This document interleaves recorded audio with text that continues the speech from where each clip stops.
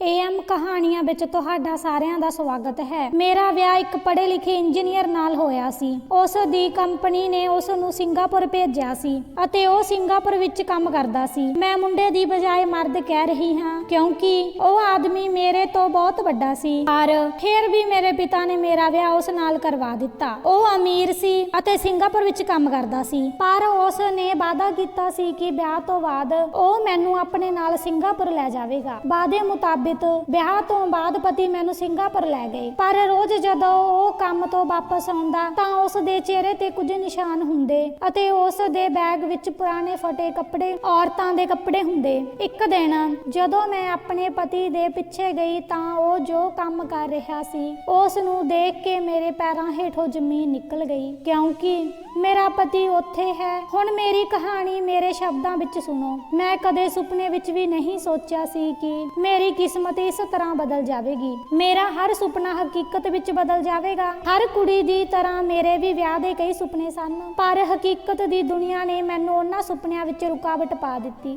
ਇਸ ਨੇ ਮੈਨੂੰ ਜੀਣ ਨਹੀਂ ਦਿੱਤਾ ਅਤੇ ਮੈਂ ਹਮੇਸ਼ਾ ਹਕੀਕਤ ਦੀ ਦੁਨੀਆ ਵਿੱਚ ਰਹਿਣ ਨੂੰ ਮਜਬੂਰ ਸੀ, ਕਿਉਂਕਿ ਮੈਂ ਜਾਣਦੀ ਸੀ ਕਿ ਸਾਡੇ ਵਰਗੇ ਲੋਕਾਂ ਦਾ ਭਵਿੱਖ ਸਾਡੇ ਅਤੀਤ ਵਾਂਗ ਮੁਸ਼ਕਿਲ ਅਤੇ ਦਰਦਨਾਕ ਹੈ। ਮੈਨੂੰ ਯਕੀਨ ਸੀ ਕਿ ਮੈਂ ਸਾਰੀ ਉਮਰ ਇਸੇ ਹਾਲਾਤ ਵਿੱਚ ਰਹਾਂਗੀ ਜਿਸ ਹਾਲਤ ਵਿੱਚ ਮੇਰਾ ਜਨਮ ਹੋਇਆ। ਮੇਰੇ ਪਿਤਾ ਜੀ ਹਮੇਸ਼ਾ ਕਹਿੰਦੇ ਸਨ ਕਿ ਮੇਰੀ ਧੀ ਰਾਜ ਕਰੇਗੀ ਅਤੇ ਉਸ ਦੇ ਲਈ ਇੱਕ ਤੋਂ ਵੱਧ ਇੱਕ ਵਿਅਕਤੀ ਆਵੇਗਾ। ਅਤੇ ਫਿਰ ਮੇਰੀ ਜ਼ਿੰਦਗੀ ਵਿੱਚ ਇੱਕ ਸਮਾਂ ਅਜਿਹਾ ਆਇਆ ਜਦੋਂ ਪਰਮਾਤਮਾ ਨੇ ਮੇਰੇ ਪਿਤਾ ਦੀਆਂ ਸਾਰੀਆਂ ਪ੍ਰਾਰਥਨਾਵਾਂ ਸੁਣ ਲਈਆਂ ਸਨ ਅਤੇ ਉਹ ਸਾਰੇ ਸੁਪਨਿਆਂ ਵਿੱਚ ਜਿਨ੍ਹਾਂ ਨੂੰ ਮੈਂ ਦੇਖਣ ਤੋਂ ਡਰਦੀ ਸੀ ਹਕੀਕਤ ਦਾ ਰੂਪ ਲੈ ਲਿਆ ਸੀ। ਮੇਰਾ ਨਾਮ ਕੋਮਲ ਹੈ ਅਤੇ ਮੈਂ 18 ਸਾਲ ਦੀ ਹੋਣ ਵਾਲੀ ਸੀ। ਮੈਂ ਬਚਪਨ ਤੋਂ ਹੀ ਗਰੀਬੀ ਦੇਖੀ ਸੀ ਅਤੇ ਆਪਣੇ ਮਾਤਾ ਪਿਤਾ ਦੇ ਨਾਲ ਗਰੀਬੀ ਤੋਂ ਤੰਗ ਆ ਗਈ ਸੀ। ਚੰਗਾ ਖਾਣਾ ਅਤੇ ਚੰਗੇ ਕੱਪੜੇ ਪਹਿਨਣਾ ਸਾਡੀ ਕਿਸਮਤ ਵਿੱਚ ਨਹੀਂ ਸੀ। ਅਸੀਂ ਛੋਟੀਆਂ ਗੱਲਾਂ ਨੂੰ ਤਰਸਦੇ ਸੀ।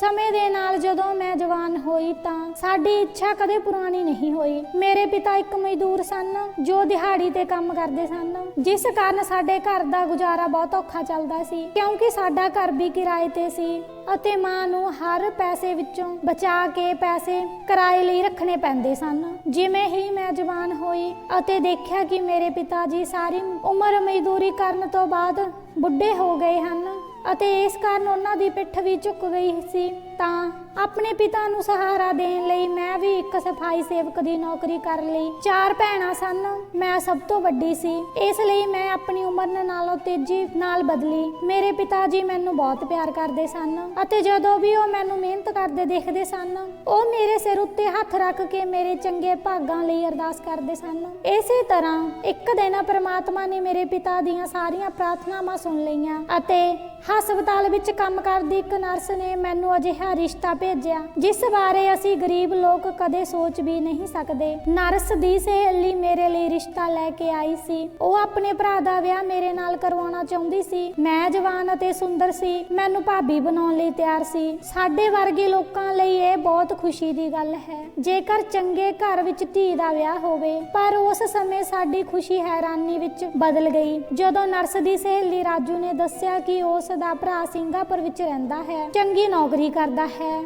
ਅਤੇ ਉਹ ਵਿਆਹ ਤੋਂ ਬਾਅਦ ਉਸ ਨੂੰ ਵੀ ਸਿੰਗਾਪੁਰ ਲੈ ਕੇ ਜਾਵੇਗਾ। ਅਤੇ ਇਹ ਸੁਣ ਕੇ ਮੇਰੇ ਮਾਤਾ ਪਿਤਾ ਦੀਆਂ ਅੱਖਾਂ ਖੁੱਲੀਆਂ ਰਹਿ ਗਈਆਂ। ਮੇਰੇ ਮਾਪਿਆਂ ਨੇ ਕਦੇ ਸੁਪਨੇ ਵਿੱਚ ਵੀ ਨਹੀਂ ਸੋਚਿਆ ਸੀ ਕਿ ਮੇਰੇ ਲਈ ਅਜਿਹਾ ਰਿਸ਼ਤਾ ਆਵੇਗਾ। ਰਾਜੂ ਮੈਡਮ ਨੇ ਸਾਨੂੰ ਆਪਣੇ ਭਰਾ ਦੀ ਤਸਵੀਰ ਅਤੇ ਜਾਣਕਾਰੀ ਦਿੱਤੀ ਅਤੇ ਕਿਹਾ ਕਿ ਤੁਸੀਂ ਮੇਰੇ ਭਰਾ ਬਾਰੇ ਸਾਰੀ ਜਾਣਕਾਰੀ ਲਓ ਅਤੇ ਫਿਰ ਰਿਸ਼ਤਾ ਕਾਇਮ ਕਰੋ। ਰਾਜੂ ਮੈਡਮ ਦੇ ਭਰਾ ਦੀ ਉਮਰ 40 ਸਾਲ ਦੇ ਕਰੀਬ ਸੀ ਜਦੋਂ ਕਿ ਮੈਂ ਅਜੇ 18 ਸਾਲ ਦੀ ਸੀ। ਉਹ ਸਿੰਗਾਪੁਰ ਵਿੱਚ ਇੱਕ ਕੰਪਨੀ ਵਿੱਚ ਕੰਮ ਕਰਦਾ ਸੀ ਅਤੇ ਰਾਜੂ ਮੈਡਮ ਨੇ ਦੱਸਿਆ ਸੀ ਕਿ ਉਹ ਭਾਰਤੀ ਰੁਪਏ ਵਿੱਚ 40,000 ਰੁਪਏ ਕਮਾਉਂਦਾ ਸੀ। ਪਾਪਾ ਇਹ ਕਿੱਥੋਂ ਲੈ ਸਕਦੇ ਸਨ, ਪਰ ਇੱਥੇ ਜਦੋਂ ਪਾਪਾ ਨੇ ਆਪਣੀ ਜਾਣ ਪਹਿਚਾਣ ਵਾਲਿਆਂ ਤੋਂ ਉਸ ਆਦਮੀ ਬਾਰੇ ਪੁੱਛਿਆ ਤਾਂ ਸਾਰਿਆਂ ਨੇ ਦੱਸਿਆ ਕਿ ਸਾਗਰ ਨੂੰ ਸਿੰਗਾਪੁਰ ਆਏ ਨੂੰ ਕਾਫੀ ਸਮਾਂ ਹੋ ਗਿਆ ਹੈ। ਉਹ ਬਹੁਤ ਚੰਗੇ ਸੁਭਾਅ ਦਾ ਮੁੰਡਾ ਹੈ। ਕਾਫੀ ਸੋਚ ਵਿਚਾਰ ਤੋਂ ਬਾਅਦ ਪਾਪਾ ਨੇ ਫੈਸਲਾ ਕੀਤਾ ਕਿ ਮੇਰਾ ਅਤੇ ਸਾਗਰ ਦਾ ਰਿਸ਼ਤਾ ਤੈਅ ਕਰ ਲਿਆ ਜਾਵੇ, ਕਿਉਂਕਿ ਇਹ ਰਿਸ਼ਤਾ ਮੇਰੀ ਜ਼ਿੰਦਗੀ ਬਦਲ ਸਕਦਾ ਹੈ। ਪਾਪਾ ਨੂੰ ਉਸ ਦੇ ਉਮਰ ਨਾਲ ਕੋਈ ਫਰਕ ਨਹੀਂ ਪਿਆ ਅਤੇ ਉਹਨਾਂ ਨੇ ਕਿਹਾ ਕਿ ਸਾਗਰ ਸਾਡੀ ਬੇਟੀ ਨੂੰ ਚੰਗੀ ਤਰ੍ਹਾਂ ਖਵਾਵੇਗਾ ਅਤੇ ਉਸ ਨੂੰ ਚੰਗਾ ਪਹਿਰਾਵਾ ਦੇਵੇਗਾ। ਸਾਡੇ ਲਈ ਇਹ ਕਾਫੀ ਹੈ ਅਤੇ ਹੋ ਸਕਦਾ ਹੈ ਕਿ ਇਸ ਤਰ੍ਹਾਂ ਮੇਰੀ ਮਾਂ ਦੀਆਂ ਬੇਟੀਆਂ ਦੀ ਕਿਸਮਤ ਖੁੱਲ ਜਾਵੇ ਅਤੇ ਹਰ ਕੋਈ ਆਪਣੇ ਜੀਵਨ ਵਿੱਚ ਸੁਖੀ ਹੋ ਜਾਵੇਗਾ। ਜੀਵਨ ਸੰਤੁਸ਼ਟੀ ਦੀ ਹਿੰਮਤ ਲੈਣ ਦੇ ਯੋਗ ਹੋ ਜਾਵੇਗਾ। ਰਾਜੂ ਮੈਡਮ ਨੇ ਵਿਆਹ ਤੋਂ ਪਹਿਲਾਂ ਪਿਤਾ ਜੀ ਨੂੰ ਅਤੇ ਸਾਨੂੰ ਸਾਰਿਆਂ ਨੂੰ ਆਪਣੇ ਘਰ ਬੁਲਾਇਆ ਸੀ। ਅਸੀਂ ਉੱਥੇ ਗਏ ਤਾਂ ਹੈਰਾਨੀ ਨਾਲ ਸਾਡੀਆਂ ਅੱਖਾਂ ਖੁੱਲੀਆਂ ਰਹਿ ਗਈਆਂ। ਰਾਜੂ ਮੈਡਮ ਦਾ ਘਰ ਬਹੁਤ ਵੱਡਾ ਸੀ। ਰਾਜੂ ਮੈਡਮ ਬਹੁਤ ਵਧੀਆ ਵਿਵਹਾਰ ਕਰਨ ਵਾਲੀ ਕੁੜੀ ਸੀ। ਉਸਨੇ ਕਦੇ ਸਾਨੂੰ ਅਜਿਹਾ ਮਹਿਸੂਸ ਨਹੀਂ ਕਰਵਾਇਆ ਕਿ ਤੁਸੀਂ ਗਰੀਬ ਹੋ। ਉਹ ਹਮੇਸ਼ਾ ਸਾਨੂੰ ਬਰਾਬਰ ਦਾ ਦਰਜਾ ਦਿੰਦੀ ਰਹੀ। ਵਿਆਹ ਦਾ ਦਿਨ ਨੇੜੇ ਆ ਰਿਹਾ ਸੀ। ਸਾਗਰ ਸਿੰਗਾਪੁਰ ਤੋਂ ਵਿਆਹ ਲਈ ਆਇਆ ਸੀ ਅਤੇ ਪਿਤਾ ਉਸ ਦੀਆਂ ਆਦਤਾਂ ਅਤੇ ਵਿਵਹਾਰ ਤੋਂ ਪ੍ਰਭਾਵਿਤ ਹੋਏ। ਜਦੋਂ ਪਹਿਲੀ ਵਾਰ ਉਸ ਨੂੰ ਮਿਲੇ ਸਨ, ਬਿਨਾਂ ਕਿਸੇ ਜਾਂਚ ਪੜਤਾਲ ਦੇ ਸਾਗਰ ਇੱਕ ਚੰਗਾ ਅਤੇ ਪੜ੍ਹਿਆ ਲਿਖਿਆ ਵਿਅਕਤੀ ਸੀ। ਵਿਆਹ ਵਾਲੀ ਰਾਤ ਹੀ ਉਸ ਨੇ ਮੇਰੇ ਲਈ ਆਪਣੇ ਅਥਾਹ ਪਿਆਰ ਦਾ ਇਜ਼ਹਾਰ ਕਰਦਿਆਂ ਕਿਹਾ ਕਿ ਹੁਣ ਤੱਕ ਉਹ ਆਪਣੀਆਂ ਜ਼ਿੰਮੇਵਾਰੀਆਂ ਕਾਰਨ ਵਿਆਹ ਨਹੀਂ ਕਰਵਾ ਸਕਿਆ ਸੀ, ਪਰ ਉਸ ਨੂੰ ਇਹ ਨਹੀਂ ਪਤਾ ਸੀ ਕਿ ਉਸ ਨੂੰ ਇੰਨੀ ਸੋਹਣੀ ਤੇ ਜਵਾਨ ਲਾੜੀ ਮਿਲੇਗੀ। ਮੈਂ ਵੀ ਸਾਗਰ ਨਾਲ ਵਿਆਹ ਕਰਵਾ ਕੇ ਬਹੁਤ ਖੁਸ਼ ਸੀ ਅਤੇ ਹੁਣ ਉਮਰ ਦਾ ਫਰਕ ਮੇਰੇ ਲਈ ਵੀ ਮਾਇਨੇ ਨਹੀਂ ਰੱਖਦਾ ਸੀ, ਕਿਉਂਕਿ ਸਾਗਰ ਨੇ ਆਪਣੇ ਆਪ ਨੂੰ ਇੱਕ ਚੰਗਾ ਇਨਸਾਨ ਸਾਬਿਤ ਕਰ ਦਿੱਤਾ ਸੀ। ਸਾਗਰ ਨਹੀਂ ਚਾਹੁੰਦਾ ਸੀ ਕਿ ਮੇਰੇ ਪਿਤਾ ਵਿਆਹ ਤੇ ਕੋਈ ਪੈਸਾ ਖਰਚ ਕਰਨ, ਪਰ ਅਗਲੇ ਦਿਨ ਉਹਨਾਂ ਨੇ ਘਰ ਵਿੱਚ ਇੱਕ ਰਿਸੈਪਸ਼ਨ ਕੀਤਾ ਅਤੇ ਮੇਰੀਆਂ ਸਾਰੀਆਂ ਇੱਛਾਵਾਂ ਪੂਰੀਆਂ ਕੀਤੀਆਂ। ਮੈਂ ਹਮੇਸ਼ਾ ਇਸ ਤਰ੍ਹਾਂ ਦਾ ਵਿਆਹ ਕਰਵਾਉਣਾ ਚਾਹੁੰਦੀ ਸੀ, ਪਰ ਮੈਂ ਕਦੇ ਸੁਪਨੇ ਵਿੱਚ ਵੀ ਨਹੀਂ ਸੋਚਿਆ ਸੀ ਕਿ ਮੇਰੀਆਂ ਸਾਰੀਆਂ ਇੱਛਾਵਾਂ ਪੂਰੀਆਂ ਹੋ ਸਕਦੀਆਂ ਹਨ। ਕੁਝ ਹੀ ਦਿਨਾਂ ਵਿੱਚ ਸਾਗਰ ਨੇ ਮੇਰੇ ਵਿਦੇਸ਼ ਜਾਣ ਦੀ ਸਾਰੀ ਕਾਗਜ਼ੀ ਕਾਰਵਾਈ ਪੂਰੀ ਕੀਤੀ ਅਤੇ ਮੈਨੂੰ ਆਪਣੇ ਨਾਲ ਸਿੰਗਾਪੁਰ ਲੈ ਗਿਆ। ਮੇਰੇ ਮਾਤਾ ਪਿਤਾ ਬਹੁਤ ਖੁਸ਼ ਸਨ, ਕਿਉਂਕਿ ਉਹਨਾਂ ਨੂੰ ਲੱਗਦਾ ਸੀ ਜਿਵੇਂ ਰੱਬ ਨੇ ਅੱਜ ਤੱਕ ਮੇਰੇ ਲਈ ਕੀਤੀਆਂ ਸਾਰੀਆਂ ਪ੍ਰਾਰਥਨਾਵਾਂ ਸੁਣ ਲਈਆਂ ਹਨ। ਸਾਗਰ ਨੇ ਮੇਰੀ ਦੇਖਭਾਲ ਕਰਨ ਵਿੱਚ ਕੋਈ ਕਸਰ ਨਹੀਂ ਛੱਡੀ। ਅਸਲ ਵਿੱਚ ਉਹ ਮੇਰੇ ਮਾਤਾ ਪਿਤਾ ਦੀ ਬਹੁਤ ਇੱਜ਼ਤ ਕਰਦਾ ਸੀ। ਸਿੰਗਾਪੁਰ ਆਉਣ ਤੋਂ ਬਾਅਦ ਅਜੇ 2-4 ਦਿਨ ਕੰਮ ਨਹੀਂ ਗਏ, ਮੈਨੂੰ ਆਪਣੇ ਨਾਲ ਪੂਰੇ ਸਿੰਗਾਪੁਰ ਨੂੰ ਘੁਮਾ ਦਿੱਤਾ। ਮੈਂ ਆਪਣੀ ਪੂਰੀ ਜ਼ਿੰਦਗੀ ਵਿੱਚ ਅਜਿਹੀਆਂ ਸ਼ਾਨਦਾਰ ਇਮਾਰਤਾਂ ਅਤੇ ਹੋਟਲ ਕਦੇ ਨਹੀਂ ਦੇਖੇ ਸਨ। ਮੇਰੀ ਕਿਸਮਤ ਪੂਰੀ ਤਰ੍ਹਾਂ ਬਦਲ ਗਈ ਸੀ ਅਤੇ ਕਈ ਵਾਰ ਮੈਨੂੰ ਲੱਗਦਾ ਸੀ ਕਿ ਜਿਵੇਂ ਮੈਂ ਸੁਪਨਾ ਦੇਖ ਰਹੀ ਹਾਂ ਅਤੇ ਮੇਰੀ ਅੱਖ ਖੁੱਲ ਜਾਵੇਗੀ ਅਤੇ ਸਭ ਕੁਝ ਖਤਮ ਹੋ ਜਾਵੇਗਾ। ਮੈਨੂੰ ਸਿੰਗਾਪੁਰ ਆਏ ਨੂੰ 1 ਹਫ਼ਤਾ ਹੋ ਗਿਆ ਸੀ ਅਤੇ ਸਾਗਰ ਨੇ ਦੁਬਾਰਾ ਨੌਕਰੀ ਜੁਆਇਨ ਕਰ ਲਈ ਸੀ। ਮੈਂ ਸਾਰਾ ਦਿਨ ਫਲੈਟ ਵਿੱਚ ਇਕੱਲੀ ਰਹਿੰਦੀ ਸੀ ਅਤੇ ਜਦੋਂ ਸਾਗਰ ਸਵੇਰੇ ਜਾਂਦਾ ਸੀ, ਰਾਤ ਨੂੰ ਵਾਪਸ ਆਉਂਦਾ ਸੀ, ਤਾਂ ਮੈਂ ਉਸ ਦੇ ਆਉਣ ਤੋਂ ਪਹਿਲਾਂ ਘਰ ਦੇ ਸਾਰੇ ਕੰਮ ਮੁਕਾ ਲੈਂਦੀ ਸੀ ਅਤੇ ਆਪਣੇ ਪਰਿਵਾਰ ਮੈਂਬਰਾਂ ਨਾਲ ਵੀ ਗੱਲ ਕਰ ਲੈਂਦੀ ਸੀ। ਮੇਰੇ ਪਰਿਵਾਰ ਮੈਂਬਰ ਮੇਰੇ ਤੋਂ ਬਹੁਤ ਸੰਤੁਸ਼ਟ ਸਨ। ਅਸਲ ਵਿੱਚ ਹੁਣ ਮੇਰੇ ਮਾਤਾ ਪਿਤਾ ਚਾਹੁੰਦੇ ਸਨ ਕਿ ਮੇਰੀਆਂ ਭੈਣਾਂ ਦਾ ਵੀ ਮੇਰੇ ਵਾਂਗ ਹੀ ਚੰਗੇ ਪਰਿਵਾਰ ਵਿੱਚ ਵਿਆਹ ਹੋਵੇ। ਹੁਣ ਮੈਂ ਆਪਣੀ ਆਰਾਮਦਾਇਕ ਜੀਵਨ ਬਤੀਤ ਕਰ ਰਹੀ ਸੀ, ਪਰ ਮੈਂ ਕੁਝ ਚੀਜ਼ਾਂ ਨੂੰ ਲੈ ਕੇ ਬਹੁਤ ਹੈਰਾਨ ਸੀ ਤੇ ਚਾਹੇ ਮੈਂ ਸਾਗਰ ਨੂੰ ਸਵਾਲ ਨਹੀਂ ਕਰ ਸਕਦੀ ਸੀ, ਉਸ ਦਾ ਪਿਆਰ ਹੁਣ ਪਹਿਲਾਂ ਵਾਂਗ ਤਾਜ਼ਾ ਸੀ ਅਤੇ ਉਹ ਕੰਮ ਤੋਂ ਵਾਪਸ ਆ ਕੇ ਮੇਰੇ ਤੇ ਇਸ ਤਰ੍ਹਾਂ ਪਿਆਰ ਦੀ ਵਰਖਾ ਕਰਦਾ ਸੀ। ਮੈਂ ਸਭ ਕੁਝ ਭੁੱਲ ਜਾਂਦੀ ਸੀ। ਰਾਜੂ ਮੈਡਮ ਅਕਸਰ ਸਾਨੂੰ ਬੁਲਾਉਂਦੇ ਰਹਿੰਦੇ ਸਨ। ਸਾਗਰ ਨੇ ਦੱਸਿਆ ਸੀ ਕਿ ਮਾਤਾ ਪਿਤਾ ਦੀ ਮੌਤ ਤੋਂ ਬਾਅਦ ਉਸ ਨੇ ਰਾਜੂ ਮੈਡਮ ਦਾ ਵਿਆਹ ਵੀ ਕਰਵਾ ਦਿੱਤਾ ਸੀ ਅਤੇ ਆਪ ਸਿੰਗਾਪੁਰ ਆ ਗਿਆ। ਉਹ ਕਈ ਸਾਲ ਤੋਂ ਪਹਿਲਾਂ ਸਿੰਗਾਪੁਰ ਵਿੱਚ ਰਹਿੰਦਾ ਸੀ। ਉਸ ਨੇ ਮੈਨੂੰ ਦੱਸਿਆ ਕਿ ਉਸ ਨੇ ਵੀ ਆਪਣੀ ਜ਼ਿੰਦਗੀ ਵਿੱਚ ਪਹਿਲਾਂ ਵੀ ਅਜਿਹੀਆਂ ਮੁਸ਼ਕਿਲਾਂ ਅਤੇ ਮੁਸੀਬਤਾਂ ਦਾ ਸਾਹਮਣਾ ਕੀਤਾ ਸੀ ਅਤੇ ਜਦੋਂ ਉਹ ਸਿੰਗਾਪੁਰ ਆਇਆ ਤਾਂ ਉਸ ਦੇ ਹਾਲਾਤ ਬਦਲਦੇ ਰਹੇ। ਹੁਣ ਉਹਨਾਂ ਨੂੰ ਕਿਸੇ ਚੀਜ਼ ਦੀ ਕਮੀ ਨਹੀਂ ਹੈ। ਮੇਰੇ ਨਾਲ ਵਿਆਹ ਕਰਨ ਤੋਂ ਉਹ ਪੂਰੀ ਤਰ੍ਹਾਂ ਇਕੱਲੇਪਨ ਦਾ ਸ਼ਿਕਾਰ ਸੀ ਅਤੇ ਮੇਰੇ ਨਾਲ ਵਿਆਹ ਤੋਂ ਬਾਅਦ ਉਹਨਾਂ ਦੀ ਇਹ ਜ਼ਿੰਦਗੀ ਵੀ ਖਤਮ ਹੋ ਗਈ। ਸਾਗਰ ਮੇਰੇ ਨਾਲ ਬਹੁਤ ਖੁਸ਼ ਸਨ ਅਤੇ ਮੈਨੂੰ ਵੀ ਉਸ ਵਿੱਚ ਕੋਈ ਕਮੀ ਨਜ਼ਰ ਨਹੀਂ ਆਈ, ਜਿਸ ਕਾਰਨ ਮੈਂ ਉਸ ਨੂੰ ਸ਼ਿਕਾਇਤ ਕਰਦੀ। ਸਾਗਰ ਆਪਣਾ ਕੰਮ ਉਸੇ ਤਰ੍ਹਾਂ ਕਰ ਰਿਹਾ ਸੀ ਜਿਵੇਂ ਉਹ ਪਹਿਲਾਂ ਕਰਦਾ ਸੀ। ਉਸ ਦੀ ਨੌਕਰੀ ਦਾ ਸਮਾਂ ਸਾਰਣੀ ਬਿਲਕੁਲ ਫਿਕਸ ਸੀ ਅਤੇ ਮੈਨੂੰ ਹੈਰਾਨ ਕਰਨ ਵਾਲੀ ਗੱਲ ਇਹ ਸੀ ਕਿ ਜਦੋਂ ਵੀ ਸਾਗਰ ਕੰਮ ਤੋਂ ਵਾਪਸ ਆਉਂਦਾ ਸੀ ਤਾਂ ਉਸ ਦੇ ਚਿਹਰੇ ਤੇ ਨਿਸ਼ਾਨ ਹੁੰਦੇ ਸਨ। ਮੈਨੂੰ ਸਮਝ ਨਹੀਂ ਆ ਰਹੀ ਸੀ ਕਿ ਉਸ ਦੇ ਚਿਹਰੇ ਤੇ ਕਿਸ ਤਰ੍ਹਾਂ ਦੇ ਨਿਸ਼ਾਨ ਸਨ। ਮੈਂ ਕਈ ਵਾਰ ਉਸ ਨੂੰ ਪੁੱਛਣ ਦੀ ਕੋਸ਼ਿਸ਼ ਕੀਤੀ, ਪਰ ਉਹ ਕਦੇ ਜਵਾਬ ਨਹੀਂ ਦਿੰਦਾ ਸੀ। ਸਗੋਂ ਉਹ ਝੱਟ ਮੇਰਾ ਹੱਥ ਫੜ ਕੇ ਆਪਣੇ ਪਿਆਰ ਦਾ ਇਜ਼ਹਾਰ ਕਰਨ ਲੱਗ ਪੈਂਦਾ ਸੀ ਤਾਂ ਮੈਂ ਸਭ ਕੁਝ ਭੁੱਲ ਜਾਵਾਂ। ਇੱਕ ਵਾਰ ਉਹ ਰੋ ਪਿਆ ਅਤੇ ਫਿਰ ਗੱਲਬਾਤ ਖਤਮ ਹੋ ਗਈ। ਇੱਕ ਦਿਨ ਜਦੋਂ ਸਾਗਰ ਕੰਮ ਤੋਂ ਵਾਪਸ ਆਇਆ ਤਾਂ ਉਸ ਨੇ ਮੈਨੂੰ ਆਪਣਾ ਮੋਬਾਈਲ ਮੋਬਾਈਲ ਚਾਰਜ ਕਰਨ ਲਈ ਕਿਹਾ ਅਤੇ ਕਿਹਾ ਮੈਂ ਤਰੋ-ਤਾਜ਼ਾ ਹੋ ਜਾਵਾਂ ਅਤੇ ਫਿਰ ਇਕੱਠੇ ਡਿਨਰ ਕਰਾਂਗੇ। ਮੈਨੂੰ ਸਾਗਰ ਦੇ ਮੋਬਾਈਲ ਦਾ ਚਾਰਜਰ ਨਹੀਂ ਮਿਲ ਰਿਹਾ ਸੀ। ਮੈਂ ਸੋਚਿਆ ਸ਼ਾਇਦ ਇਹ ਉਸਦੇ ਬੈਗ ਵਿੱਚ ਹੋਵੇ ਜੋ ਉਹ ਆਪਣੀ ਨੌਕਰੀ ਲਈ ਲੈ ਜਾਂਦਾ ਹੈ। ਇਹ ਸੋਚ ਕੇ ਜਦੋਂ ਮੈਂ ਉਸਦਾ ਬੈਗ ਖੋਲ੍ਹਿਆ ਤਾਂ ਇਹ ਦੇਖ ਕੇ ਮੈਂ ਹੈਰਾਨ ਰਹਿ ਗਈ। ਉਹਨਾਂ ਵਿੱਚ ਮਰਦਾਂ ਅਤੇ ਔਰਤਾਂ ਦੇ ਫਟੇ ਪੁਰਾਣੇ ਕੱਪੜੇ ਸਨ। ਮੈਨੂੰ ਬਿਲਕੁਲ ਵੀ ਸਮਝ ਨਹੀਂ ਆ ਰਿਹਾ ਸੀ ਕਿ ਸਾਗਰ ਦੇ ਬੈਗ ਵਿੱਚ ਪਏ ਇਹਨਾਂ ਕੱਪੜਿਆਂ ਦਾ ਕੀ ਕੰਮ ਸੀ, ਪਰ ਮੈਂ ਜਲਦੀ ਹੀ ਡਰ ਕੇ ਉਸਦਾ ਬੈਗ ਬੰਦ ਕਰ ਦਿੱਤਾ ਕਿ ਸ਼ਾਇਦ ਉਸ ਨੂੰ ਲੱਗੂ ਕਿ ਉਸ ਦੀ ਜਾਸੂਸੀ ਕੀਤੀ। ਪਰ ਮੇਰੇ ਮਨ ਵਿੱਚ ਅਜੀਬ ਵਿਚਾਰ ਆ ਰਹੇ ਸਨ। ਹੁਣ ਤੱਕ ਮੈਂ ਉਸ ਦੇ ਚਿਹਰੇ ਤੇ ਨਿਸ਼ਾਨ ਵੀ ਕਈ ਕੱਢ ਸਕੀ ਸੀ ਅਤੇ ਹੁਣ ਉਸ ਦੇ ਬੈਗ ਵਿੱਚ ਫਟੇ ਪੁਰਾਣੇ ਕੱਪੜੇ ਦੇਖ ਕੇ ਮੈਨੂੰ ਇਹ ਅਜੀਬ ਜਿਹੀ ਬੇਚੈਨੀ ਦਾ ਅਹਿਸਾਸ ਹੋਇਆ ਸੀ। ਅਗਲੇ ਦਿਨ ਸਾਗਰ ਫਿਰ ਤੜਕੇ ਕੰਮ ਤੇ ਚਲਾ ਗਿਆ, ਪਰ ਮੈਂ ਸਾਰਾ ਦਿਨ ਉਸ ਬਾਰੇ ਸੋਚਦੀ ਰਹੀ। ਮੈਨੂੰ ਕੁਝ ਸਮਝ ਨਹੀਂ ਆ ਰਿਹਾ ਸੀ। ਜਦੋਂ ਉਹ ਰਾਤ ਨੂੰ ਵਾਪਸ ਆਇਆ ਤੇ ਸੋ ਗਿਆ, ਮੈਂ ਇੱਕ ਵਾਰ ਫਿਰ ਉਸ ਦਾ ਬੈਗ ਚੈੱਕ ਕੀਤਾ। ਅੱਜ ਵੀ ਉਸ ਦੇ ਕੋਲ ਪੁਰਾਣੇ ਫਟੇ ਕੱਪੜੇ ਪਏ ਸਨ। ਰਾਤ ਦਾ ਖਾਣਾ ਖਾਂਦੇ ਸਮੇਂ ਜਦੋਂ ਮੈਂ ਉਸ ਦੇ ਚਿਹਰੇ ਵੱਲ ਦੇਖਿਆ ਤਾਂ ਅੱਜ ਫਿਰ ਉਸ ਦੇ ਚਿਹਰੇ ਤੇ ਤਾਜ਼ੇ ਨਿਸ਼ਾਨ ਸਨ। ਕੁਝ ਅਜਿਹਾ ਸੀ ਜਿਸ ਬਾਰੇ ਮੈਂ ਅਣਜਾਣ ਸੀ ਅਤੇ ਮੈਨੂੰ ਪਰੇਸ਼ਾਨ ਕਰ ਰਿਹਾ ਸੀ। ਸਾਗਰ ਅਜਿਹਾ ਕਿਹੜਾ ਕੰਮ ਕਰ ਰਿਹਾ ਹੈ ਜਿਸ ਨਾਲ ਉਸ ਦੇ ਚਿਹਰੇ ਤੇ ਨਿਸ਼ਾਨ ਰਹਿ ਜਾਂਦੇ ਹਨ ਅਤੇ ਉਸ ਨੂੰ ਪੁਰਾਣੇ ਫਟੇ ਹੋਏ ਔਰਤਾਂ ਦੇ ਕੱਪੜਿਆਂ ਦੀ ਕੀ ਲੋੜ ਹੈ। ਸਾਗਰ ਨੇ ਦੱਸਿਆ ਕਿ ਉਹ ਸਟੀਲ ਕੰਪਨੀ 'ਚ ਬਹੁਤ ਚੰਗੀ ਪੋਸਟ ਤੇ ਕੰਮ ਕਰਦਾ ਹੈ ਅਤੇ ਉਸ ਦੀ ਜੀਵਨ ਸ਼ੈਲੀ ਇਸ ਗੱਲ ਦੀ ਗਵਾਹੀ ਦੇ ਰਹੀ ਹੈ, ਪਰ ਸ਼ਾਇਦ ਅਸਲੀਅਤ ਉਸ ਬਾਰੇ ਕੁਝ ਹੋਰ ਹੀ ਦੱਸ ਰਹੀ ਸੀ। ਸੱਚ ਜਾਣਨ ਲਈ ਮੈਂ ਇੱਕ ਦਿਨ ਸਾਗਰ ਦਾ ਪਿੱਛਾ ਕਰਨ ਦਾ ਮਨ ਬਣਾ ਲਿਆ ਸੀ ਅਤੇ ਜਿਵੇਂ ਹੀ ਉਹ ਘਰੋਂ ਨਿਕਲਿਆ ਮੈਂ ਵੀ ਉਸ ਦੇ ਮਗਰ ਤੁਰ ਪਈ। ਕੁਝ ਸਮੇਂ ਵਿੱਚ ਹੀ ਉਹ ਉਸ ਥਾਂ ਪਹੁੰਚ ਗਿਆ ਜਿੱਥੇ ਉਹ ਕੰਮ ਕਰਦਾ ਸੀ। ਮੈਂ ਵੀ ਉਸ ਦੇ ਪਿੱਛੇ ਚੱਲੀ, ਆਪਣੇ ਆਪ ਨੂੰ ਮਾਸਕ ਨਾਲ ਚੰਗੀ ਤਰ੍ਹਾਂ ਛੁਪਾ ਲਿਆ ਅਤੇ ਮੈਂ ਕੁਝ ਦੂਰੀ ਤੇ ਉਸ ਦਾ ਪਿੱਛਾ ਕਰਨ ਲੱਗੀ। ਸਾਗਰ ਇੱਕ ਵੱਡੀ ਬਿਲਡਿੰਗ ਵਿੱਚ ਵੜ ਗਿਆ। ਉਹ ਇਮਾਰਤ ਇੱਕ ਸੁੰਨਸਾਨ ਖੇਤਰ ਵਿੱਚ ਸੀ ਅਤੇ ਉੱਥੇ ਜ਼ਿਆਦਾਤਰ ਅਧੂਰੀਆਂ ਇਮਾਰਤਾਂ ਸਨ ਜਿਸ ਵਿੱਚ ਉਹ ਦਾਖਲ ਹੋਇਆ ਸੀ। ਉਹ ਵੀ ਅਧੂਰੀ ਇਮਾਰਤ ਸੀ।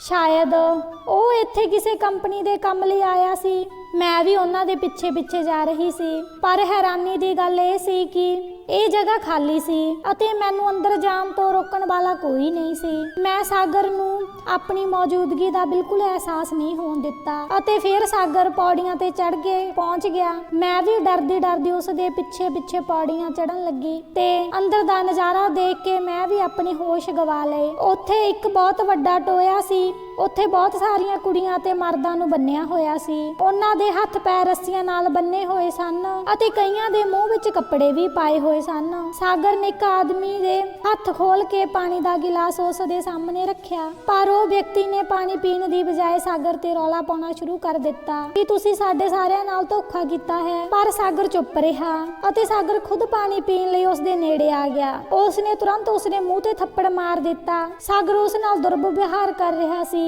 ਅਤੇ ਮੈਨੂੰ ਆਪਣੀ ਅੱਖਾਂ ਤੇ ਵਿਸ਼ਵਾਸ ਨਹੀਂ ਹੋ ਰਿਹਾ ਸੀ ਕਿ ਮੇਰਾ ਪਤੀ ਅਜਿਹਾ ਕਰ ਰਿਹਾ ਹੈ। ਉਸ ਨੇ ਬੰਨੇ ਹੋਏ ਸਾਰੇ ਬੰਦਿਆਂ ਨੂੰ ਪਾਣੀ ਦੇਣ ਦੀ ਕੋਸ਼ਿਸ਼ ਕੀਤੀ, ਪਰ ਪਾਣੀ ਪੀਣ ਦੀ ਬਜਾਏ ਉਹਨਾਂ ਸਾਰਿਆਂ ਨੇ ਸਾਗਰ ਤੇ ਹਮਲਾ ਕਰਨਾ ਸ਼ੁਰੂ ਕਰ ਦਿੱਤਾ। ਉਸ ਦੀਆਂ ਕੋਸ਼ਿਸ਼ਾਂ ਦੇ ਨਤੀਜੇ ਅਜਿਹੇ ਸਨ, ਉਹ ਸਾਗਰ ਦੇ ਚਿਹਰੇ ਤੇ ਵੀ ਵਾਰ ਕਰਦੇ ਰਹੇ। ਉਹਨਾਂ ਸਾਰੇ ਬੰਨੇ ਹੋਏ ਬੰਦਿਆਂ ਤੇ ਨਜ਼ਰ ਰੱਖਣ ਲਈ ਇਸ ਹਾਲ ਵਿੱਚ ਪਹਿਲਾਂ ਇੱਕ ਔਰਤ ਤੇ ਇੱਕ ਮਰਦ ਮੌਜੂਦ ਸੀ, ਜਿਨ੍ਹਾਂ ਨੇ ਸ਼ਾਇਦ ਬੰਨੇ ਹੋਏ ਆਦਮੀਆਂ ਤੇ ਔਰਤਾਂ ਤੇ ਨਜ਼ਰ ਰੱਖਣੀ ਸੀ। ਸਾਗਰ ਨੇ ਉਸ ਆਦਮੀ ਦੇ ਹਾਲ ਚਾਲ ਬਾਰੇ ਪੁੱਛਿਆ ਅਤੇ ਕਿਹਾ ਕਿ ਰਾਤ ਨੂੰ ਉਹਨਾਂ ਦੇ ਪਿੱਛੇ ਕੋਈ ਹੰਗਾਮਾ ਹੋਇਆ ਸੀ। ਉਹ ਵਿਅਕਤੀ ਸਾਗਰ ਨੂੰ ਕਹਿ ਰਿਹਾ ਸੀ ਕਿ ਸਾਰੀ ਰਾਤ ਇੱਥੇ ਕੋਈ ਨਹੀਂ ਆਇਆ ਅਤੇ ਵੈਸੇ ਵੀ ਇਸ ਉਜਾੜ ਵਿੱਚ ਕੰਮ ਕਰਨ ਵਾਲੇ ਮਜ਼ਦੂਰਾਂ ਤੋਂ ਇਲਾਵਾ ਕੋਈ ਨਹੀਂ ਆਉਂਦਾ। ਸਾਗਰ ਕਹਿ ਰਿਹਾ ਸੀ ਕਿ ਜਦੋਂ ਤੱਕ ਅਸੀਂ ਉਹਨਾਂ ਨੂੰ ਅੱਗੇ ਨਹੀਂ ਭੇਜਦੇ, ਉਹਨਾਂ ਬੰਦਿਆਂ ਨੂੰ ਇੱਕ ਕਰਕੇ ਇੱਥੋਂ ਬਾਹਰ ਕੱਢਣਾ ਹੋਵੇਗਾ। ਇਹਨਾਂ ਸਾਰੇ ਬੰਦਿਆਂ ਦਾ ਜਿਉਣਾ ਬਹੁਤ ਜ਼ਰੂਰੀ ਹੈ,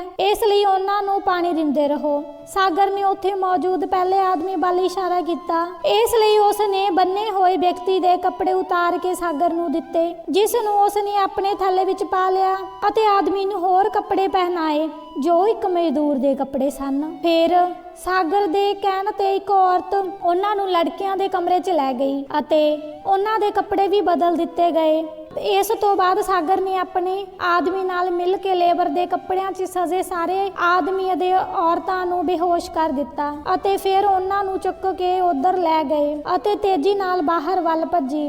ਅਤੇ ਮੈਂ ਤੇਜ਼ੀ ਨਾਲ ਬਾਹਰ ਵੱਲ ਭੱਜੀ। ਮੈਂ ਡਰ ਨਾਲ ਕੰਬ ਰਹੀ ਸੀ। ਜਿਵੇਂ ਹੀ ਮੈਂ ਬਾਹਰ ਆਈ, ਮੈਂ ਇੱਕ ਖੰਭੇ ਦੇ ਪਿੱਛੇ ਲੁਕ ਗਈ ਅਤੇ ਉੱਥੇ ਲੋਕਾਂ ਦੇ ਉਹਨਾਂ ਸਾਰਿਆਂ ਨੂੰ ਕਾਰ ਵਿੱਚ ਬਿਠਾ ਦਿੱਤਾ ਅਤੇ ਕਿਤੇ ਲੈ ਗਏ। ਮੈਨੂੰ ਸਮਝ ਨਹੀਂ ਆ ਰਹੀ ਸੀ ਕਿ ਮੈਨੂੰ ਅੱਗੇ ਕੀ ਕਰਨਾ ਚਾਹੀਦਾ ਹੈ। ਮੈਨੂੰ ਨਹੀਂ ਪਤਾ ਸੀ ਕਿ ਇਹ ਸਾਰੇ ਲੋਕ ਕੌਣ ਸਨ ਅਤੇ ਉਹਨਾਂ ਨੂੰ ਕਿੱਥੇ ਲੈ ਜਾ ਰਹੇ ਹਨ। ਥੱਕੇ ਕਦਮਾਂ ਨਾਲ ਘਰ ਪਰਤ ਗਈ ਮੈਂ।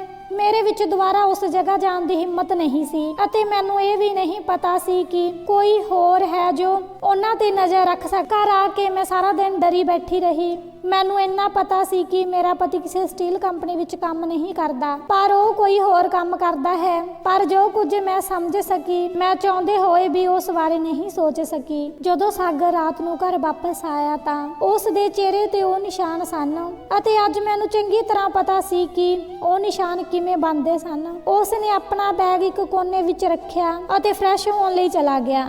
ਅੱਜ ਵੀ ਉਸ ਦੇ ਬੈਗ ਵਿੱਚ ਫਟੇ ਹੋਏ ਕੱਪੜੇ ਸਨ ਅਤੇ ਮੈਨੂੰ ਨਹੀਂ ਪਤਾ ਸੀ ਕਿ ਉਹ ਕਿਸ ਦੇ ਸਨ। ਜਦੋਂ ਉਹ ਫਰੈਸ਼ ਹੋ ਕੇ ਬਾਹਰ ਆਇਆ ਤਾਂ ਮੇਰਾ ਚਿਹਰਾ ਦੇਖ ਕੇ ਮੈਨੂੰ ਪੁੱਛਣ ਲੱਗਾ ਕਿ ਤੂੰ ਠੀਕ ਹੈ? ਤੁਸੀਂ ਇੰਨੇ ਸੁੱਕੇ ਕਿਉਂ ਦਿਖਾਈ ਦੇ ਰਹੇ ਹੋ? ਮੈਂ ਅੱਜ ਫੇਰ ਪੁੱਛਿਆ, ਤੇਰੇ ਚਿਹਰੇ ਤੇ ਕਿਹੋ ਜਿਹਾ ਨਿਸ਼ਾਨ ਹੈ? ਤਾਂ ਉਹ ਹੱਸ ਕੇ ਬੋਲਿਆ, ਤੂੰ ਇੰਨਾ ਸ਼ੱਕ ਕਿਉਂ ਕਰਦੀ ਹੈ? ਕੁਝ ਨਾ ਕੁਝ ਹਮੇਸ਼ਾ ਕੰਮ ਦੇ ਵਿੱਚ ਆ ਜਾਂਦਾ ਹੈ। ਮੈਂ ਉਸ ਵੱਲ ਅਜੀਬ ਨਜ਼ਰਾਂ ਨਾਲ ਦੇਖਣ ਲੱਗੀ ਅਤੇ ਉਸ ਨੂੰ ਅਹਿਸਾਸ ਹੋਇਆ ਕਿ ਕੁਝ ਨਾ ਕੁਝ ਮੈਨੂੰ ਪਰੇਸ਼ਾਨ ਕਰ ਰਿਹਾ ਹੈ। ਉਸ ਨੇ ਮੈਨੂੰ ਆਪਣੇ ਕੋਲ ਬਿਠਾਇਆ ਤੇ ਕਿਹਾ, ਅਮਨ ਕੀ ਗੱਲ ਹੈ? ਤੈਨੂੰ ਕੀ ਪਰੇਸ਼ਾਨੀ ਹੈ? ਸਾਗਰ ਦੀ ਗੱਲ ਸੁਣ ਕੇ ਮੈਂ ਇੱਕਦਮ ਰੁਕ ਗਈ ਅਤੇ ਨਾ ਚਾਹੁੰਦੇ ਹੋਏ ਵੀ ਉਸ ਨੂੰ ਕਿਹਾ, ਮੈਂ ਉਹਨਾਂ ਦੀ ਸੱਚਾਈ ਜਾਣ ਚੁੱਕੀ ਹਾਂ ਅਤੇ ਉਹ ਕੀ ਕੰਮ ਕਰਦੇ ਹਨ। ਮੇਰੀ ਗੱਲ ਸੁਣ ਕੇ ਉਹ ਥੋੜੀ ਦੇਰ ਲਈ ਦੰਗ ਰਹਿ ਗਿਆ। ਉਸ ਨੇ ਜੋ ਕਿਹਾ ਸੁਣ ਕੇ ਮੇਰੀ ਸਾਰੀ ਆਤਮਾ ਕੰਬਦੀ ਰਹਿ ਗਈ। ਸਾਗਰ ਨੇ ਦੱਸਿਆ ਕਿ ਉਹ ਕਈ ਸਾਲ ਪਹਿਲਾਂ ਗੈਰ ਕਾਨੂੰਨੀ ਢੰਗ ਨਾਲ ਸਿੰਗਾਪੁਰ ਆਇਆ ਸੀ ਅਤੇ ਉੱਥੇ ਆ ਕੇ ਉਹ ਇੱਕ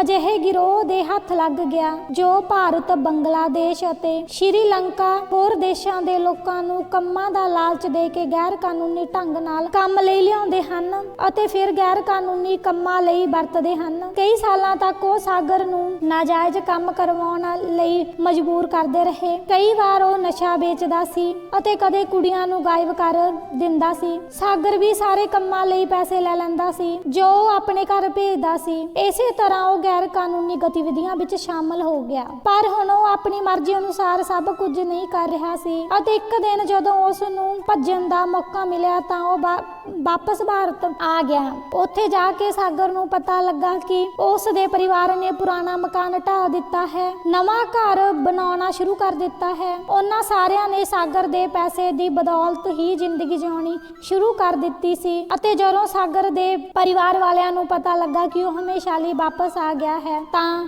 ਉਹਨਾਂ ਦਾ ਪਰਿਵਾਰ ਬਹੁਤ ਗੁੱਸੇ 'ਚ ਆ ਗਿਆ। ਉਸ ਦੇ ਮਾਪੇ ਵੀ ਚਾਹੁੰਦੇ ਸਨ ਕਿ ਉਹ ਸਿੰਗਾਪੁਰ ਵਾਪਸ ਜਾ ਕੇ ਨੌਕਰੀ ਜਾਰੀ ਰੱਖੇ। ਸਾਗਰ ਦੇ ਵੱਡੇ ਭਰਾ ਨੇ ਸਾਗਰ ਦੇ ਪੈਸਿਆਂ ਨਾਲ ਆਪਣੇ ਲਈ ਕਾਰੋਬਾਰ ਸਥਾਪਿਤ ਕਰ ਲਿਆ ਅਤੇ ਉਹ ਆਪਣੇ ਬੁੱਢੇ ਮਾਂ-ਬਾਪ ਨੂੰ ਛੱਡ ਕੇ ਆਪਣੀ ਦੁਨੀਆ ਵਿੱਚ ਵੱਸ ਗਿਆ ਸੀ। ਸਾਗਰ ਦੀ ਭੈਣ ਰਾਜੂ ਦੀ ਜ਼ਿੰਮੇਵਾਰੀ ਸਾਗਰ ਸਿਰ ਆ ਪਈ। ਜਦੋਂ ਸਾਗਰ ਨੂੰ ਮਾਂ ਦੇ ਕੈਂਸਰ ਦਾ ਪਤਾ ਲੱਗਾ ਤਾਂ ਉਸ ਨੂੰ ਸਿੰਗਾਪੁਰ ਵਾਪਸ ਜਾਣ ਤੇ ਦੁਬਾਰਾ ਕੰਮ ਸ਼ੁਰੂ ਕਰਨ ਦਾ ਫੈਸਲਾ ਕਰਨ ਲਈ ਮਜਬੂਰ ਕੀਤਾ ਗਿਆ। ਪਰ ਦੂਸਰੀ ਵਾਰ ਉਸ ਨੇ ਇੱਥੇ ਆ ਕੇ ਇੱਕ ਗੋਦਾਮ ਵਿੱਚ ਨੌਕਰੀ ਕਰਨ ਲਈ, ਪਰ ਉਸ ਨੌਕਰੀ ਵਿੱਚ ਉਸ ਨੂੰ ਇੰਨੇ ਪੈਸੇ ਨਹੀਂ ਮਿਲੇ ਜਿੰਨੇ ਉਸ ਨੂੰ ਆਪਣੀ ਪੁਰਾਣੀ ਨੌਕਰੀ ਤੋਂ ਮਿਲਦੇ ਸਨ। ਹੁਣ ਉਸ ਦੇ ਪਰਿਵਾਰ ਨੇ ਉਸ ਦੇ ਪੈਸਿਆਂ ਦੀ ਆਦਤ ਪੈ ਗਈ ਅਤੇ ਉਸ ਦੀ ਮਾਂ ਦੇ ਇਲਾਜ ਲਈ ਵੀ ਕਾਫੀ ਪੈਸੇ ਦੀ ਲੋੜ ਸੀ। ਇੱਕ ਦਿਨ ਗੋਦਾਮ ਵਿੱਚ ਉਸ ਨੂੰ ਉਹੀ ਆਦਮੀ ਮਿਲਿਆ ਜਿਸ ਨਾਲ ਉਹ ਪਹਿਲਾਂ ਕੰਮ ਕਰਦਾ ਸੀ। ਉਸ ਨੇ ਸਾਗਰ ਨੂੰ ਦੁਬਾਰਾ ਉਸ ਨਾਲ ਕੰਮ ਕਰਨ ਲਈ ਕਿਹਾ। ਸਾਗਰ ਨੇ ਉਸ ਦੀ ਗੱਲ ਮੰਨ ਲਈ ਅਤੇ ਮੁੜ ਗੈਰ ਕਾਨੂੰਨੀ ਕੰਮ ਕਰਨ ਲੱਗੇ। ਲੋਕਾਂ ਨੂੰ ਜਾਣਬੁੱਝ ਕੇ ਨੌਕਰੀਆਂ ਦੇ ਬਹਾਨੇ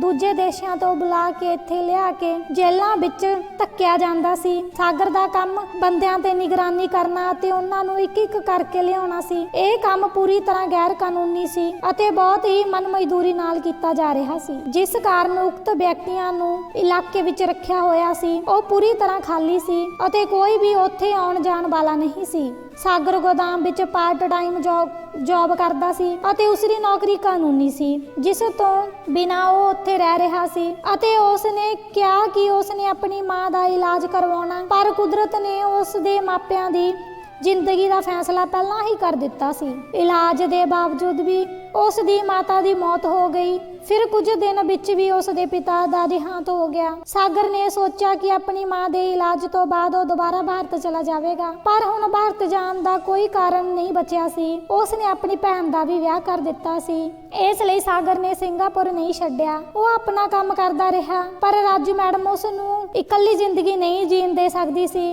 ਇਸ ਲਈ ਉਹ ਉਸ ਦੇ ਪਿੱਛੇ ਗਈ ਅਤੇ ਉਸ ਦਾ ਵਿਆਹ ਕਰਵਾ ਦਿੱਤਾ। ਰਾਜੂ ਮੈਡਮ ਨੇ ਖੁਦ ਮੈਨੂੰ ਸਾਗਰ ਲਈ ਪਸੰਦ ਕੀਤਾ ਸੀ। ਸਾਗਰ ਕਹਿ ਰਿਹਾ ਸੀ ਕਿ ਵਿਦੇਸ਼ ਵਿੱਚ ਆ ਕੇ ਪੈਸੇ ਕਮਾਉਣਾ ਬਹੁਤ ਔਖਾ ਕੰਮ ਹੈ, ਪਰ ਪਰਦੇਸੀਆਂ ਦੇ ਪਰਿਵਾਰ ਇਸ ਗੱਲ ਨੂੰ ਬਿਲਕੁਲ ਨਹੀਂ ਸਮਝਦੇ ਅਤੇ ਜਦੋਂ ਕਿਸੇ ਦੇ ਪਰਿਵਾਰ ਵਿੱਚੋਂ ਕੋਈ ਪੁੱਤਰ ਜਾਂ ਭਰਾ ਵਿਦੇਸ਼ ਵਿੱਚ ਚਲਾ ਜਾਂਦਾ ਹੈ ਤਾਂ ਉਸ ਦਾ ਪਰਿਵਾਰ ਚੰਗਾ ਜੀਵਨ ਬਤੀਤ ਕਰਨ ਲੱਗ ਪੈਂਦਾ ਹੈ, ਪਰ ਇਸ ਤੇ ਦੇਸੀ ਦਾ ਸਾਰਾ ਜੀਵਨ ਖਤਮ ਹੋ ਜਾਂਦਾ ਹੈ। ਸਾਗਰ ਨਾਲ ਵੀ ਅਜਿਹਾ ਹੀ ਹੋਇਆ। ਕਹਾਣੀ ਦਾ ਆਪਣਾ ਹਿੱਸਾ ਸੁਣਾ ਕੇ ਸਾਗਰ ਚੁੱਪ ਹੋ ਗਿਆ ਅਤੇ ਮੇਰੀਆਂ ਅੱਖਾਂ ਵਿੱਚੋਂ ਹੰਝੂ ਵਹਿਣ ਲੱਗੇ। ਮੈਂ ਇਹ ਸੋਚ ਕੇ ਕੰਬ ਰਹੀ ਸੀ ਕਿ ਮੇਰਾ ਪਤੀ ਅਜਿਹੀਆਂ ਗੈਰ ਕਾਨੂੰਨੀ ਗਤੀਵਿਧੀਆਂ ਵਿੱਚ ਸ਼ਾਮਿਲ ਸੀ। ਮੈਂ ਬੇਸ਼ੱਕ ਇੱਕ ਗਰੀਬ ਪਰਿਵਾਰ ਚੋਂ ਆਈ ਸੀ, ਪਰ ਆਪਣੇ ਪਿਤਾ ਨੂੰ ਸਾਰੀ ਉਮਰ ਸਖਤ ਮਿਹਨਤ ਕਰਦੇ ਦੇਖਿਆ ਸੀ ਅਤੇ ਉਸ ਪੈਸੇ ਨਾਲ ਸਾਡਾ ਪਾਲਣ ਪੋਸ਼ਣ ਹੋਇਆ ਸੀ। ਸਾਡਾ ਵਿਸ਼ਵਾਸ ਬਿਲਕੁਲ ਠੀਕ ਸੀ ਅਤੇ ਮੈਂ ਨਹੀਂ ਚਾਹੁੰਦੀ ਸੀ ਕਿ ਮੇਰਾ ਪਤੀ ਅਜਿਹਾ ਕੋਈ ਗੈਰ ਕਾਨੂੰਨੀ ਕੰਮ ਕਰੇ, ਸਾਨੂੰ ਖਵਾਵੇ ਅਤੇ ਸਾਡੇ ਬੱਚਿਆਂ ਦਾ ਪਾਲਣ ਪੋਸ਼ਣ ਕਰੇ। ਮੈਂ ਤੁਹਾਨੂੰ ਅਜਿਹਾ ਕਰਨ ਦੀ ਇਜਾਜ਼ਤ ਕਦੇ ਨਹੀਂ ਦੇਵਾਂਗੀ। ਅਸੀਂ ਭਾਰਤ ਵਾਪਸ ਜਾਵਾਂਗੇ ਅਤੇ ਉੱਥੇ ਜਾ ਕੇ ਤੁਸੀਂ ਕੋਈ ਵੀ ਨੌਕਰੀ ਕਰ ਸਕਦੇ ਹੋ। ਮੈਂ ਆਪਣੀ ਸਾਰੀ ਜ਼ਿੰਦਗੀ ਵਿੱਚ ਕਦੇ ਵੀ ਤੁਹਾਡੇ ਨਾਲ ਕੋਈ ਗੁੱਸਾ ਨਹੀਂ ਰੱਖਾਂਗੀ, ਪਰ ਮੈਂ ਕਦੇ ਨਹੀਂ ਚਾਹਾਂਗੀ ਕਿ ਸਾਡੇ ਬੱਚਿਆਂ ਨੂੰ ਗਲਤ ਕੰਮਾਂ ਦੀ ਕਮਾਈ ਨਾਲ ਪੜ੍ਹਨਾ ਚਾਹੀਦਾ ਹੈ ਅਤੇ ਉਹ ਵੱਡੇ ਹੋਣ। ਮੇਰੀ ਗੱਲ ਸੁਣ ਕੇ ਸਾਗਰ ਦੀਆਂ ਅੱਖਾਂ ਵਿੱਚੋਂ ਹੰਝੂ ਆ ਗਏ ਅਤੇ ਕਿਹਾ ਕਿ ਉਸ ਨੂੰ ਬਿਲਕੁਲ ਵੀ ਯਕੀਨ ਨਹੀਂ ਸੀ ਕਿ ਮੈਂ ਉਸ ਨੂੰ ਇਸ ਤਰ੍ਹਾਂ ਵਾਪਸ ਜਾਣ ਲਈ ਕਹਾਂਗੀ। ਸਾਗਰ ਕਹਿ ਰਿਹਾ ਸੀ ਕਿ ਉਹ ਕਿਸੇ ਨਾ ਕਿਸੇ ਬਹਾਨੇ ਇੱਥੋਂ ਜਾਣ ਲਈ ਤਿਆਰ ਹੈ, ਬਸ ਕੁਝ ਸਮਾਂ ਉਡੀਕ ਕਰਨੀ ਪਵੇਗੀ, ਫਿਰ ਅਸੀਂ ਆਪਣੇ ਦੇਸ਼ ਵਾਪਸ ਚਲੇ ਜਾਵਾਂਗੇ। ਇਸ ਤੋਂ ਬਾਅਦ ਉਸ ਨੇ ਆਪਣੇ ਬੈਗ ਵਿੱਚੋਂ ਸਿਰਫ 2 ਜੋੜ ਕੱਪੜੇ, ਉਹਨਾਂ ਦੇ ਛੋਟੇ-ਛੋਟੇ ਟੁਕੜੇ ਕੀਤੇ ਅਤੇ ਉਹਨਾਂ ਨੂੰ ਕੁੱਤੇ ਨੂੰ ਸੁੱਟ ਦਿੱਤੇ। 1 ਮਹੀਨੇ ਬਾਅਦ ਅਸੀਂ ਸਭ ਕੁਝ ਛੱਡ ਕੇ ਭਾਰਤ ਵਾਪਸ ਆ ਗਏ। ਇੱਥੇ ਇੱਕ ਮੁਸ਼ਕਿਲ ਜੀਵਨ ਸਾਡਾ ਇੰਤਜ਼ਾਰ ਕਰ ਰਿਹਾ ਸੀ, ਪਰ ਮੈਨੂੰ ਇਸ ਤੇ ਭਰੋਸਾ ਮਿਲਿਆ। ਸਾਗਰ ਹੁਣ ਗਲਤ ਰਾਸਤੇ ਦਾ ਮੁਸਾਫਿਰ ਨਹੀਂ ਰਿਹਾ। ਅਸੀਂ ਸਿਰਫ ਕੁਝ ਪੈਸਿਆਂ ਦੀ ਖਾਤਰ ਆਪਣੇ ਸਨੇਹਾਂ ਨੂੰ ਵਿਦੇਸ਼ ਭੇਜ ਦਿੰਦੇ ਹਾਂ, ਪਰ ਪਤਾ ਨਹੀਂ ਸਾਡੇ ਅਜੀਜ਼ ਦਿਨ ਰਾਤ ਉੱਥੇ ਕਿਸ ਤਰ੍ਹਾਂ ਮੁਸ਼ਕਿਲਾਂ ਨਾਲ ਜੂਝ ਰਹੇ ਹਨ। ਇਸ ਲਈ ਆਪਣੇ ਪਿਆਰ ਨੂੰ ਮਹਿਸੂਸ ਕਰੋ। ਅੱਜ ਮੈਂ ਅਤੇ ਸਾਗਰ ਖੁਸ਼ਹਾਲ ਜ਼ਿੰਦਗੀ ਜੀ ਰਹੇ ਹਾਂ। ਜੇਕਰ ਤੁਹਾਨੂੰ ਅੱਜ ਦੀ ਕਹਾਣੀ ਚੰਗੀ ਲੱਗੀ ਤਾਂ ਵੀਡੀਓ ਨੂੰ ਜ਼ਰੂਰ ਲਾਈਕ ਕਰੋ, ਇਸ ਨੂੰ ਆਪਣੇ ਦੋਸਤਾਂ ਨਾਲ ਵੀ ਸਾਂਝਾ ਕਰੋ ਅਤੇ ਹਾਂ, ਜੇਕਰ ਤੁਸੀਂ ਸਾਡੇ ਚੈਨਲ ਤੇ ਨਵੇਂ ਹੋ ਤਾਂ ਚੈਨਲ ਨੂੰ ਜ਼ਰੂਰ ਸਬਸਕ੍ਰਾਈਬ ਕਰੋ। ਸਾਡੇ ਆਉਣ ਵਾਲੀ ਕੱਲ ਦੀ ਨਵੀਂ ਦਿਲਚਸਪ ਕਹਾਣੀ ਲਈ ਸਾਡੇ ਨਾਲ ਬਣੇ ਰਹੋ ਅਤੇ ਸਾਡੇ ਉੱਤੇ ਆਪਣਾ ਪਿਆਰ ਬਣਾਈ ਰੱਖੋ। ਸਭ ਨੂੰ ਮੇਰੀਆਂ ਪਿਆਰ ਭਰੀਆਂ ਸ਼ੁਭ ਕਾਮਨਾਵਾਂ ਦੋਸਤੋ।